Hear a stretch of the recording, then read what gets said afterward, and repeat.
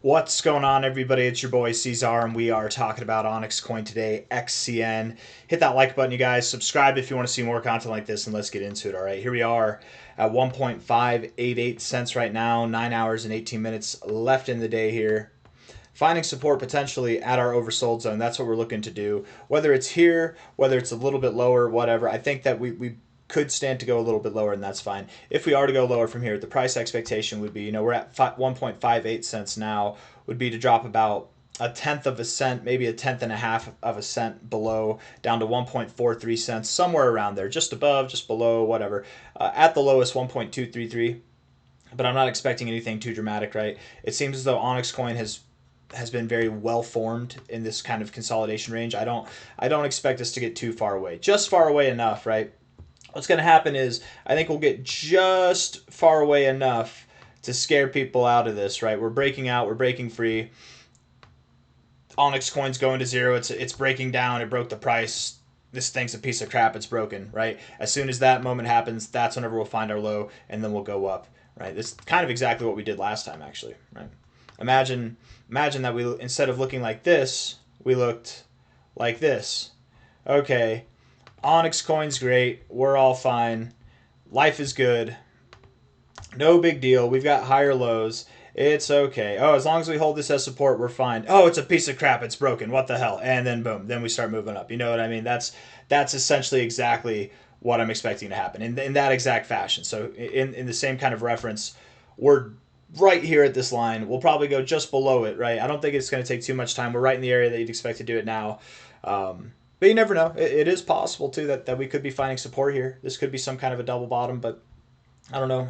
I don't really think that yet. Let's see. Let's look at the 1 hour time frame and see if we can derive something here. Looking at the 1 hour, you do have, a downward sloping channel that's transitioned into a bit of an uptrend actually now. Higher highs and higher lows.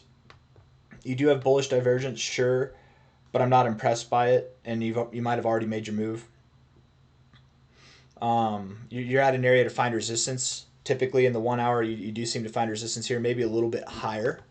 If we're looking at this from a high to a low, you're at your 236 now. I guess I would expect that we continue to go higher, probably to 1.622 cents, maybe 1.67 at the highest, but something right above the 382 there. If you look right above the 382 here, put a line right there, delete the fib.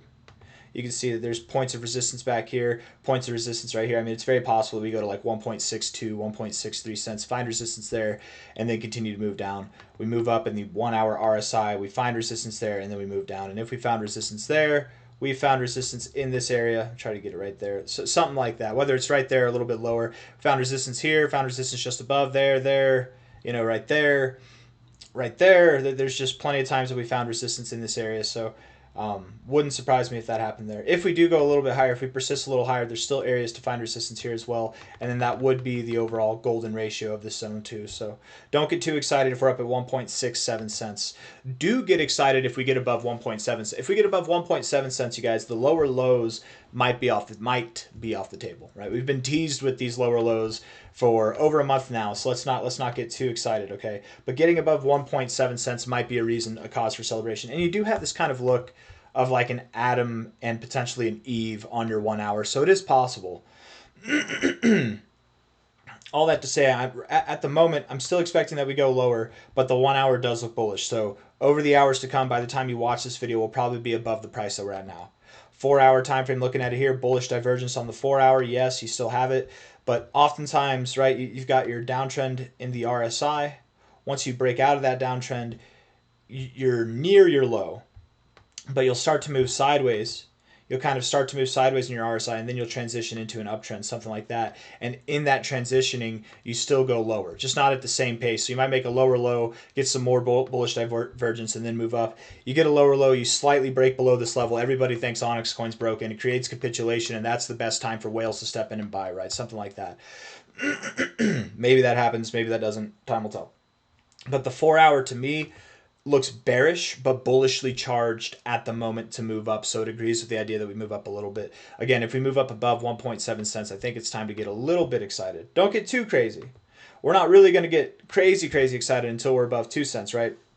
2.2 cents, but 1.7 would be enough to make me reconsider the course of action if we're going to go lower from here or not. We get above 1.7 cents, it's likely that we continue to 1.8 cents, 1.9 cents, and maybe even 2 cents and beyond, right? So 1.7 is where it all starts. We'll watch for that, right? Looking at this on a 4-hour, definitely bearish overall, but bullish for the meantime. Bullish for the meantime, okay?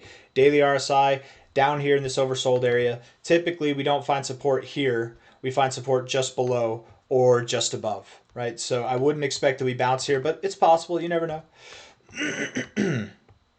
At the end of the day, whenever we move up higher, you guys, you know where we're going to go, right? From a high to a low here, the expectation would be that we find support somewhere soon, right? Well, whether it's here or just below, and that we continue all the way up to our 1272 and beyond, right? The 1272 is 8.2 cents. That is kind of our next target to consider.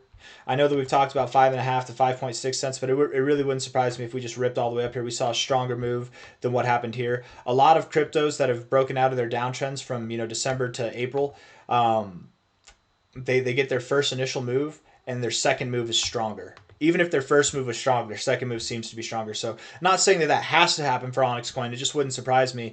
And if we're expecting that we go to 5.5 to 6 cents anyways, it's actually more common to stop at the 1272 than it is to stop in this zone here. I mean, maybe you stop there momentarily, but nothing serious, right? Not a stop like this, at least. So if we're talking about where the next move is going to be sometime this month in June, I would think by the middle, if not earlier, we'd be somewhere above 5 cents and probably as high as 8.2 or higher. We'll see.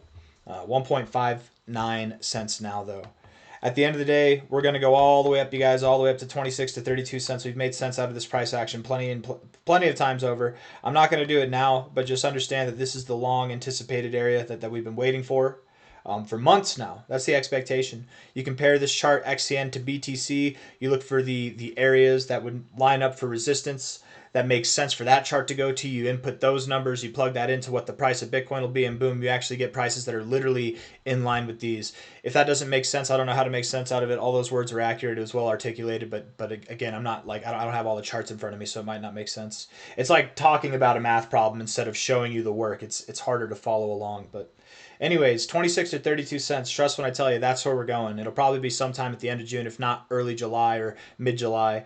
When OnyxCoin gets moving, it can move very, very fast, you guys. And there's some exciting stuff coming out potentially with OnyxCoin here over the next month, and I think that could be a narrative, some causality behind the rally. We'll see.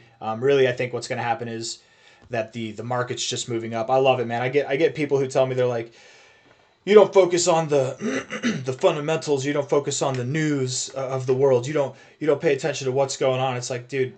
Any analyst, any technical analyst worth their salt, worth anything, they don't pay attention to the news. There's a reason why the saying exists in this space. Show me the charts and I'll tell you the news. OnyxCoin, regardless of whatever narrative or whatever good news is going to come out in the next month, it's going to go up. Not because of the news, but because of the charts. The charts look good, and the charts are a indication, a illustration of human psychology. That's what it is. Human psychology. It's all human psychology. It's nothing to do with the news. The news has an effect on your psychology, but it's not there to help you. The news isn't there to help you. Psychologically, it's warfare, the news. It's there to mess with you. It's there to paint a narrative in your mind so that you make the wrong decision, right? OnyxCoin's bullish because of this thing that just happened, blah, blah, blah. Oh my God. That justifies the price action. This thing's going to the moon. And then it dumps. Bad news comes out. Justin Sun's accusing OnyxCoin of being a fraudulent DAO, and they're scamming their clientele, right? Negative news, and then we pumped. That's, you know what I mean? Like, it's not there to help you. It's not there to help you. News is not there to help you at all. If you want to understand where the price is going to go, you should focus on the charts, not the news. It's always fun whenever people give me crap because I don't talk about the news, or I don't talk about fundamentals all the time, or like the happenings in the world, the macros and the economics. We talk about macros and the economics because that's more than just news. That has a lot to do with charts too, but not as much. It's funny whenever people talk about that stuff because it tells me that they have no experience at all. They're very new. And it's just hilarious because it's like I've got somebody who's brand new to the markets trying to tell me how it is. I've been doing this for 10 years, buddy boy. But anyways, hit the like button, you guys. Subscribe. Thank you all for being here. I'll see you on the next one. Take it easy. Bye-bye.